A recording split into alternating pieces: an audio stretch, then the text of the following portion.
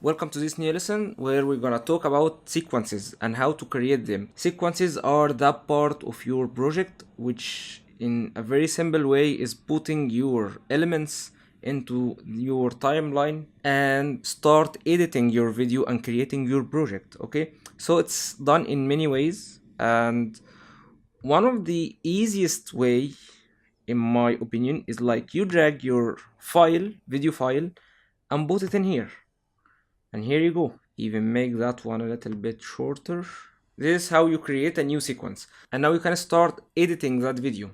You can move your timeline indicator and start using the razor tool and cut your video. And we can create new sequence from here. We can press on new and we have sequence. And here you get to choose your sequence settings. And what does it mean, the sequence settings? Say for example you got a video that is shot by a DSLR or any other camera. You can use a setting for that one. For you have the digital SLR, you can choose 1080p, and for example 1080p with 30 frames, and you can start that new sequence. Okay, and once it's started, it's gonna be called sequence 1 by default. For example, the sequence we just created for the jellyfish video, we have 24 frames per second, and the sequence that was created was 24 frames per second. So you want to always make a sequence that matches your video settings. For example, you shot that video with 1080p, you're gonna use a sequence settings that is 1080p. For example, if you don't know about your video settings, the easiest way is to close that sequence, for example, and we're gonna close it from here. Then it's not deleted, it's already in here, but it's not active in your panel, and you can choose any video you have. For example, we tried that jellyfish and we don't know about its settings. Let's try, for example, the runner video, and we're gonna drag it in here, and it's gonna create a sequence for that video that matches those settings. Say you have many videos and they are not identical in settings, like jellyfish and runner video. So you're gonna use a sequence settings that matches the most used video. For example, that jellyfish video is like 1 minute and 50 seconds, and that runner video is only 12 seconds. So we're gonna create video based on our jellyfish settings. We already got that sequence in here, so we can double click that one and it's gonna open in here. So we have the runner sequence already in here and the jellyfish one. But the jellyfish one is empty because we deleted that video. We can add that video again in here, and it's gonna be added by default. Okay, and then we can add the runner video to that one, which is so shorter than the jellyfish, as you can see. Okay, if you want to know about your sequence settings, you're gonna go to sequence and press on sequence settings. You're gonna see that it's 24 frames and it's shot by Canon XF, and you're gonna see its sequence settings. Okay, there's one more way I want to show you how to create a setting from scratch, and that's by going to file, new sequence from here. And that, for example, we're gonna go through that template. For example, DSLR 1080p, we're gonna create new sequence. You can give it a name from here. We're gonna call it, for example, DSLR 1080p to keep our workflow organized. And we have the settings in here. We can choose or customize them if we want to, or make that dimensions different. And here, if you want to add tracks, audio tracks or video tracks to your file, and it's so easily done in the timeline, you don't need to do that in here. So let's cancel that.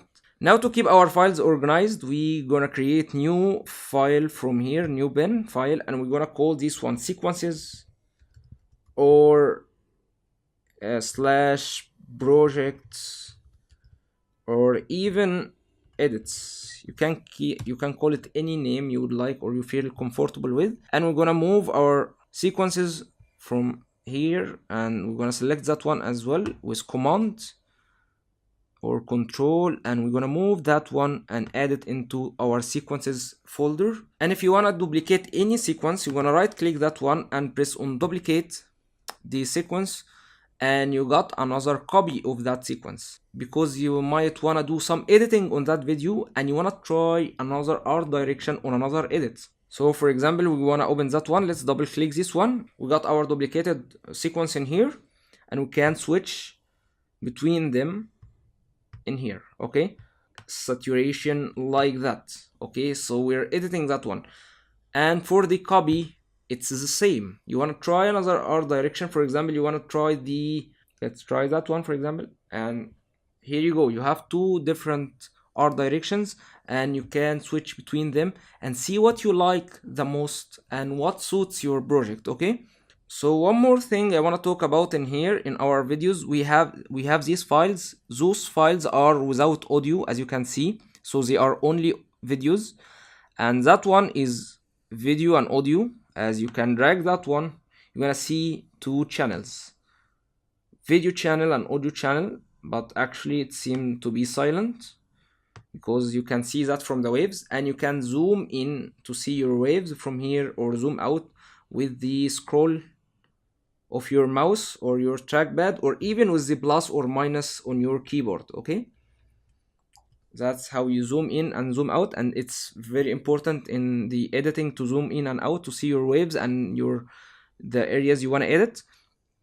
And here we have another video with an audio file, as you can see, and audio waves, video and audio waves. So when you zoom in, you can start seeing, and when you scroll in here, you can make that clearer to yourself.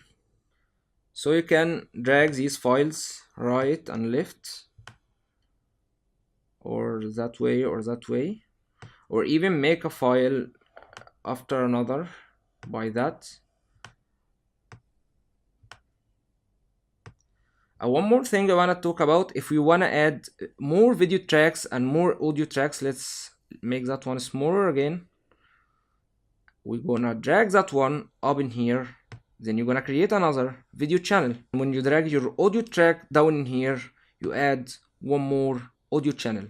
So it's so easy to add more audio and video channels, and also you can get your file to where it was by that. Okay, that's it for our sequence lesson, and see you in next lesson. Bye.